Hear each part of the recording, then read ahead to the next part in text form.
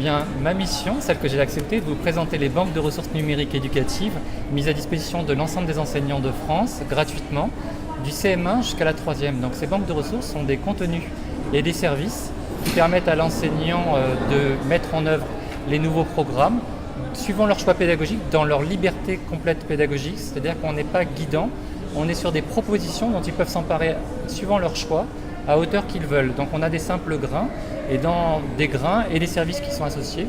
Dans ces grains, vous avez des choses simples comme des vidéos, des textes, des exercices. On a aussi parfois des séances, des parcours. Et on a des services qui permettent de composer ce que choisira de faire l'enseignant suivant le profil de sa classe, donc suivant les besoins d'apprentissage de sa classe.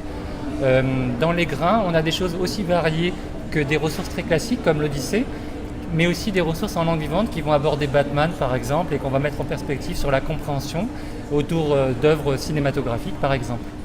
Donc on est sur des propositions très libres qu'on peut réagencer comme on l'entend, et du point de vue des élèves, on est sur des choses encore plus simples qui sont, suivant les choix de l'enseignant, comme je l'ai dit, d'apprendre avec les attraits du numérique.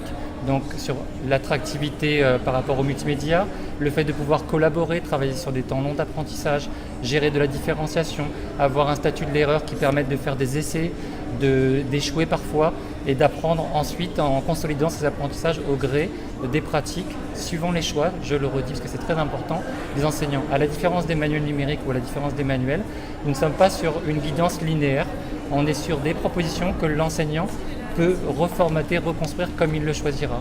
Donc on vous invite vraiment à les découvrir pour découvrir ces banques de ressources en français, mathématiques, histoire, géographie, langue vivante et sciences, les 3 sciences du collège. Vous avez juste besoin, pour commencer, de votre adresse académique pour vous inscrire. Et progressivement, vous pourrez découvrir l'ensemble de ces banques de ressources numériques dans vos ENT.